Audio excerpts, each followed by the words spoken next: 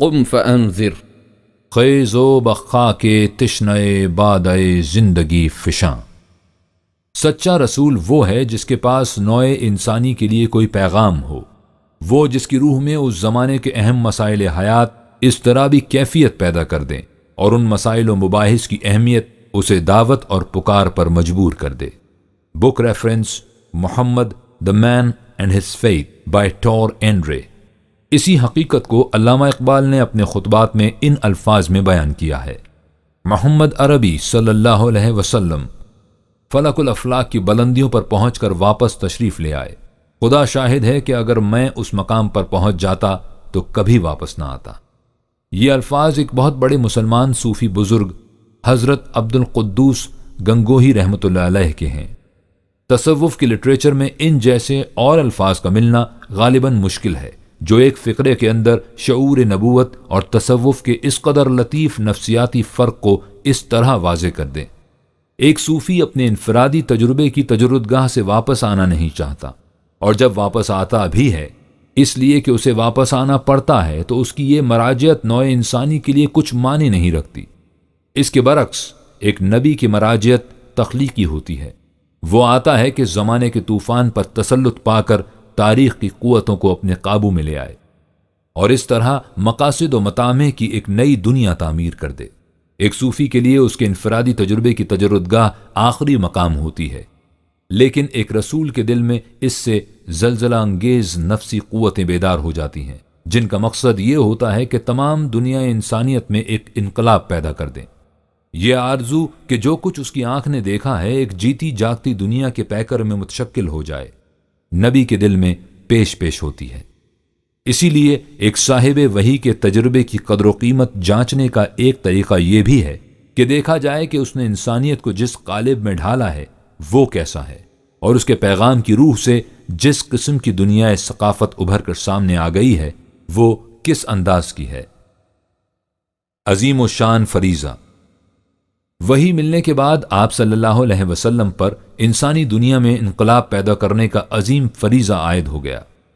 چنانچہ ندائے خداوندی نے آپ صلی اللہ علیہ وسلم کو پکارا اور کہا، یا ایھا المدثر قم فانذر وربک فکبر۔ اے وہ جس کے ذمے دنیا کو سنوارنے اور جہان نو پیدا کرنے کا فریضہ عائد کیا گیا ہے، اٹھ اور نوع انسان کو غلط راستے پر چلنے کے تباہ کن نتائج سے آگاہ کر دے، اور اس حقیقت کا اعلان کر دے کہ کبریائی صرف خدا کے لیے ہے۔ قم، اٹھ کہ تیرے قیام میں نوع انسانی کا قیام مضمر ہے، اور قیام انسانیت ہی تخلیق کائنات کا مقصد ہے۔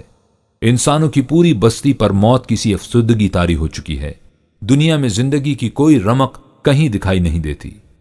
اٹھ اور خون رگ کائنات میں تموج پیدا کر دے۔ خیز و بخا کے تشنئے بادائے زندگی فشاں۔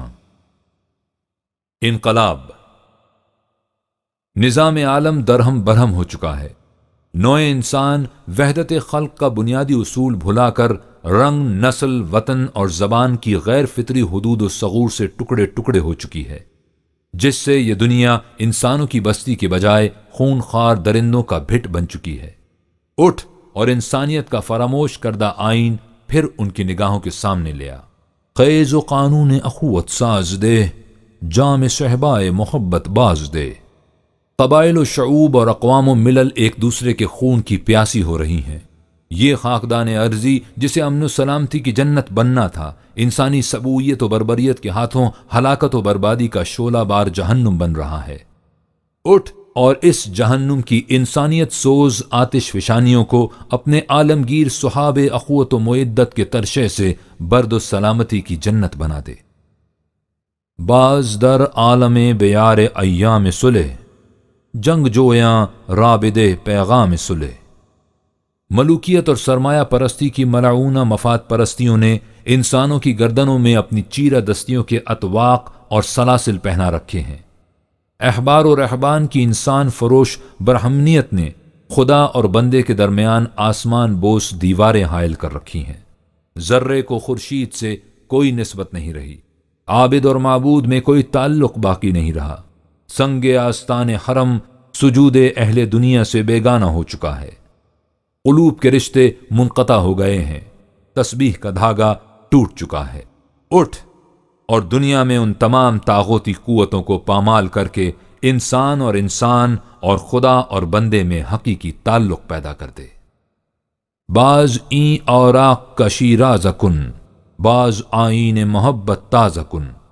اٹھ اور اس انقلاب آفریں دعوت حق و صداقت سے کوہ و جبل اور دشت و صحرا کی فضا میں حیات انگیز تحرک پیدا کر دے، جس سے تمام نظام ہائے کہن کی بنیادیں ہل جائیں اور ان کی جگہ دنیا میں وہ نظام عدل و حریت قائم ہو جائے جس سے انسانیت کو اس فضائے بسیط میں اذن بال کشائی ملے اور وہ ارتقائی مراحل طے کرتی ہوئی اپنے معراج کبریٰ تک جا پہنچے، جہاں نمائندگان عالم ملکوت جنت سے نکالے ہوئے آدم کا استقبال اس پیغام تبریک و تہنیت سے کریں۔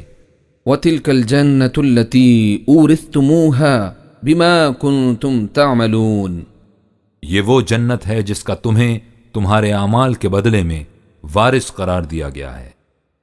یہ تھا وہ انقلاب آفریں پیغام جسے دنیا میں عام کرنے کا فریضہ آپ صلی اللہ علیہ وسلم پر عائد کیا گیا، وہ پیغام حریت آموز جس کی خصوصیت یہ ہے: زندگی رامی کند تفسیر نو، می دہد این خواب را تعبیر نو، بندہ از پاک شاید بند را، از خدا وندی رہا ید بندہ را، پخت ساز و فطرت ہر خام را، از حرم بیروں کند اسنام را۔ كذلك يحيي الله الموتى ويريكم آياته لعلكم تعقلون۔ اللہ اس طرح مردوں کو زندگی بخشتا اور تمہیں اپنی قدرت و حکمت کی نشانیاں دکھلاتا ہے تاکہ تم فہم و دانش سے کام لو۔ پہلی دعوت حیات بخش۔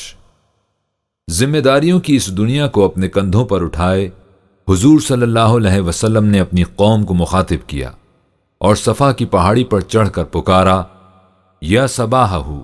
عرب میں یہ لفظ اس وقت بولا جاتا ہے جب صبح کے وقت کوئی قبیلہ دوسرے قبیلے پر دفعتاً قتل و غارت گری کے لیے ٹوٹ پڑے۔ یہ لفظ سن کر تمام لوگ چونک اٹھے اور آپ صلی اللہ علیہ وسلم کے گرد جمع ہو گئے۔ آپ صلی اللہ علیہ وسلم نے فرمایا کہ یا معشر قریش، اگر میں یہ کہوں کہ اس پہاڑ کے دامن سے ایک فوج نکلا چاہتی ہے تو تم کیا میری اس بات کو سچ مانو گے؟ انہوں نے بیک زبان کہا کہ ہم نے آج تک کبھی کوئی غلط بات تمہاری زبان سے نہیں سنی، ہم یقین کرتے ہیں کہ تو صادق اور امین ہے، اس لیے تمہاری بات کو ضرور سچ مانیں گے۔ اس پر آپ صلی اللہ علیہ وسلم نے فرمایا، میں تمہیں آگاہ کرتا ہوں کہ تمہاری موجودہ روش زندگی سے تم پر ایک سخت تباہی آنے والی ہے جسے یوں سمجھو کہ تمہارے سر پر کھڑی ہے۔ اس پر ابو لہب نے نہایت استخفاف سے کہا کہ کیا ہم سب کو اسی لیے جمع کیا تھا؟ یہ کہہ کر وہ چلا آیا اور اس کے ساتھ دوسرے لوگ بھی چلے گئے۔ یہ قریش کی طرف ایک عمومی دعوت تھی۔ مقام نبوت کی وضاحت۔ ذرا اس دعوت کے انداز پر غور فرمائیے اور دیکھیے کہ نبی اکرم صلی اللہ علیہ وسلم نے مقام نبوت کی وضاحت کیسے دلنشین انداز سے فرمائی ہے۔ نبی کے معنی ہے مقام بلند پر کھڑا ہونے والا۔ آپ صلی اللہ علیہ وسلم صفا کی چوٹی پر کھڑے ہیں، جہاں سے آپ صلی اللہ علیہ وسلم پہاڑ کے دونوں جانب دیکھ سکتے ہیں۔ مخاطبین پہاڑ کے دامن میں ہیں، جہاں وہ صرف پہاڑ کے ایک جانب دیکھ سکتے ہیں۔ لہٰذا جو شخص ایسے مقام پر کھڑا ہو جہاں سے پہاڑ کی دوسری سمت بھی نظر آ رہی ہو، وہ دوسری طرف کے ماجریات و واقعات کو آنکھوں دیکھ کر بتا سکتا ہے، اور اگر مخاطبین کو اس کی صداقت پر ایمان ہے تو اس کی کسی بات پہ شبہ نہیں ہو سکتا۔ نبی بھی خدا کی طرف سے ایک ایسے مقام بلند پر فائز ہوتا ہے جہاں وہ وحی خداوندی کی روشنی میں انسانی اعمال کے حال یعنی پریزنٹ کے ساتھ ساتھ ان کا مستقبل یعنی فیوچر بھی دیکھ سکتا ہے۔ یہ تھی اس دعوت انقلاب کی ابتدا، یہ تھی وہ آسمانی آواز جسے سننے کے لیے فضائے عالم ایک مدت سے گوش بر آواز تھی۔ دعوت کا جواب۔ لوگوں نے اس دعوت کو سنا اور استخفاف کی ہنسی سے اس کا استقبال کر کے واپس چلے گئے، لیکن کیا اس سے یہ داعی انقلاب صلی اللہ علیہ وسلم اپنی ذمہ داریوں سے عہدہ برا ہو گیا؟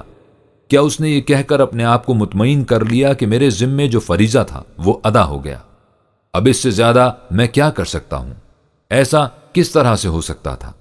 آپ صلی اللہ علیہ وسلم کے ذمے تو اس پیغام کو عملی طور پر متشکل کرنا تھا، اور اس کی تشکیل و تعمیر ناممکن تھی جب تک تمام سرکش قوتوں کو مغلوب نہ کر لیا جائے۔ اس لیے اس دائی انقلاب التحیات والسلام کے فریضہ زندگی کو یہیں ختم نہیں ہو جانا چاہیے تھا۔ یہ تو اس کی ابتدا تھی۔ پہلی دعوت عمومی تھی، اس کے بعد یہ سلسلہ دعوت و تبلیغ ایک نظام کی شکل میں آگے بڑھنا شروع ہوا۔ اس کی ابتدا آپ صلی اللہ علیہ وسلم نے خود اپنے اہل خاندان سے کی۔ چنانچہ جب آپ صلی اللہ علیہ وسلم کو حکم ملا کہ وَأَنذِرْ عَشِيرَتَكَ الْأَقْرَبِينَ، اور اے پیغمبر اپنے قریبی رشتہ داروں کو غلط روش زندگی کے تباہ کن نتائج سے آگاہ کر دے، اہل خاندان کو دعوت، تو آپ صلی اللہ علیہ وسلم نے تمام بنو ہاشم کو کھانے پر بلایا اور ان سے کہا کہ میں وہ چیز لے کر آیا ہوں جو دین اور دنیا دونوں کی کفیل ہے، اس بارے گراں کو اٹھانے میں کون میرا ساتھ دے گا؟ خاندان کے بڑے سن رہے تھے اور محو حیرت تھے کہ ہماری گود کا کھلایا ہوا بچہ ہمیں کیا باتیں سنا رہا ہے۔ جب آپ صلی اللہ علیہ وسلم نے اپنے چچا ابو طالب سے کہا کہ اپنے 13 سالہ بیٹے حضرت علی رضی اللہ تعالیٰ عنہ کی بات مانا کرو اور جو کچھ وہ کہا کرے اسے بغور سنا کرو، تو تمام مجمع کھلکھلا کر ہنسا اور ابو طالب سے تمسخر کرنے لگا کہ لو آج سے بیٹے کا حکم مانا کرو۔ انہیں کیا علم کہ جس بات کو ماننے کے لیے کہا گیا تھا اس میں بیٹے اور باپ کے رشتے کا کوئی تعلق نہیں تھا، وہ تو کلمہ حق و صداقت کے سامنے جھک جانے کا مطالبہ تھا۔ یہ کلمہ صداقت بیٹے کی زبان سے نکلے تو باپ اس کے سامنے جھک جائے اور باپ کی زبان سے نکلے تو بیٹا جھک جائے، لیکن ابھی یہ بات ان لوگوں کی سمجھ میں نہیں آ سکتی تھی جنہوں نے سن رکھا تھا کہ باپ کی اطاعت بیٹے پر بہرحال لازم ہے۔ اہل مکہ کو دعوت۔ سورہ قصص میں ہے کہ رسول کو ملک کے دارالخلافے میں مبعوث کیا جاتا ہے، اس لیے کہ وہ تمام آبادی کا مرکز اور ان کے افکار و اعمال کا منبع ہوتا ہے۔ حضور صلی اللہ علیہ وسلم کی بعثت مقدسہ مکہ میں ہوئی، جو نہ صرف حجاز کی اجتماعی زندگی کا مرکز تھا بلکہ تمام عرب کی عقیدت مندیوں کا قبلہ تھا، اور اپنی اولیت اور اہمیت کی بنا پر ام القریٰ یعنی بستیوں کی ماں کہلاتا تھا۔ اب اس صدائے حق و صداقت کو اپنے خاندان سے آگے بڑھ کر ام القریٰ اور اس کے گرد و پیش تک پہنچانے کا حکم ہوا۔ وَهَذَا كِتَابٌ أَنزَلْنَاهُ مُبَارَكٌ مُصَدِّقُ الَّذِي بَيْنَ يَدَيْهِ وَلِتُنذِرَ أُمَّ الْقُرَىٰ وَمَنْ حَوْلَهَا، اور دیکھو یہ کتاب قرآن ہے جسے ہم نے تورات کی طرح نازل کیا، یہ بڑی بابرکت ہے اور جو تعلیم اس سے پہلے انبیاء کرام کو دی گئی تھی اسے سچا کر دکھانے والی ہے۔ مقصد اس سے یہ ہے کہ تم اس کے ذریعے شہر مکہ کے باشندوں کو اور ان لوگوں کو جو اس کے گرد و نواح میں بستے ہیں ان کی غلط روش کے تباہ کن نتائج سے آگاہ کر دو۔ اس وقت اس انقلابی جماعت، اس حزب اللہ کی تعداد قریب 40 تک پہنچ چکی تھی۔ آج اس دور میں جبکہ جماعتوں کی کثرت و قلت کا معیار صرف سروں کی گنتی رہ گیا ہے، 40 نفوس پر مشتمل جماعت کو شاید جماعت کے نام سے موسوم بھی نہ کیا جائے، لیکن ہمیں کیا معلوم کہ ان 40 مقدس پیکروں کے سینے میں جو قلوب متحرک تھے ان کی دھڑکنوں میں کتنی قیامتیں چھپی ہوئی تھیں۔ آج جماعت کی قوت کے پیمانے ہاتھوں کا شمار ہیں، اس وقت قوتوں کا مقیاس ایمان کی حرارت تھی، اور ایمان کی قوت ایسی کوہ شکن اور خارا شگاف ہوتی ہے کہ دنیا کی بڑی سے بڑی طاقت بھی اس کے سامنے ٹھہر نہیں سکتی۔ جب اس انگارہ خاکی میں ہوتا ہے یقین پیدا، تو کر لیتا ہے یہ بالو پرے روح الامی پیدا۔ سب سے پہلی شہادت، آپ صلی اللہ علیہ وسلم نے اب خاص حرم کعبہ میں پہنچ کر توحید کا اعلان کر دیا۔ مخالفین کے نزدیک یہ حرم کی سب سے بڑی بے حرمتی تھی، یہ ان کی حمیت و غیرت کے خلاف سب سے بڑا اعلان جنگ تھا۔ چاروں طرف سے لوگ اس جماعت پر ٹوٹ پڑے۔ حضور صلی اللہ علیہ وسلم کے ربیب حارث ابن ابی حالہ یہ خبر سن کر اپنے گھر سے دوڑے دوڑے آئے کہ آپ صلی اللہ علیہ وسلم کو بچا لیں، لیکن وہ مخالفین کے ہجوم میں گر گئے اور شہید ہو گئے۔ اعلیٰ کلمت الحق کے سلسلے میں یہ خون کے پہلے قطرے تھے جن سے یہ زمین رش کے سدے آسمان بن گئی۔ ایسے مقدس خون کے لیے حرم کی سرزمین سے زیادہ اور کون سا مقام موزوں ہو سکتا تھا؟ شجر اسلام کو اسی خون کے قطرات کی آبیاری کی ضرورت تھی۔ ملت کی سرخروئی اسی خون کی رنگینی کی دست نگر تھی۔ دنیا میں کون سا انقلاب ہے جس کی کامیابی کی داستانیں خونی حروف سے نہیں لکھی گئیں؟ کون سی تحریک ہے جو شمشیر و سنا کے سایوں میں پروان نہیں چڑھی؟ حق و باطل کی کون سی آویزش ہے جس کے فیصلے قتل گاہوں میں نہیں ہوئے؟ صدق و عدل کی کون سی آواز ہے جسے دبانے کے لیے ابلیسی نظام استبداد نے دار و رسن سے گریز کیا ہے؟ ازل سے یہی ہوتا آیا ہے اور ابد تک یہی ہوتا رہے گا۔ ستیزہ کار رہا ہے ازل سے تا امروز، چراغ مصطفی سے شرار بولہبی۔ اہل عرب کی طرف اہل مکہ کے بعد اس دعوت کو تمام قوم تک پہنچایا گیا۔ كذلك أرسلناك في أمة قد خلت من قبلها لتتلو عليهم الذي أوحينا إليك وهم يكفرون بالرحمن قل هو ربي لا إله إلا هو عليه توكلت وإليه متاب۔ اور اے پیغمبر صلی اللہ علیہ وسلم، اسی طرح ہم نے تجھے ایک ایسی قوم کی طرف بھیجا جس سے پہلے بہت سی قومیں گزر چکی ہیں، اور اس لیے بھیجا ہے کہ جو تعلیم تمہیں بذریعہ وحی دی گئی ہے اسے ان کے سامنے پیش کر دو، تمام نوع انسانی کی طرف۔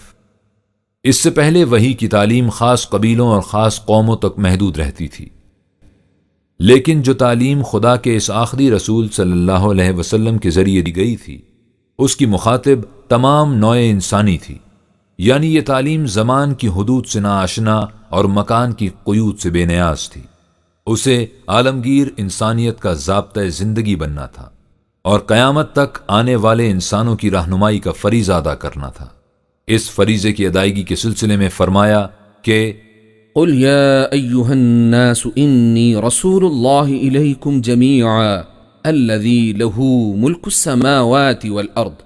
اے پیغمبر صلی اللہ علیہ وسلم، تم عالمگیر انسانیت کو مخاطب کر کے کہہ دو کہ میں تم سب کی طرف خدا کا بھیجا ہوا رسول ہوں، اس خدا کا بھیجا ہوا رسول جس کا اقتدار تمام کائنات میں کار فرما ہے، اور چونکہ انسان بھی کائنات ہی کے ایک گوشے کا مکین ہے اس لیے اس کی دنیا میں بھی اقتدار و اختیار خدا ہی کا ہونا چاہیے۔ یہ تھی وہ انقلاب انگیز دعوت جس کا مرکز مکہ بنا اور جس کا محیط تمام قرۂ ارض کو بننا تھا۔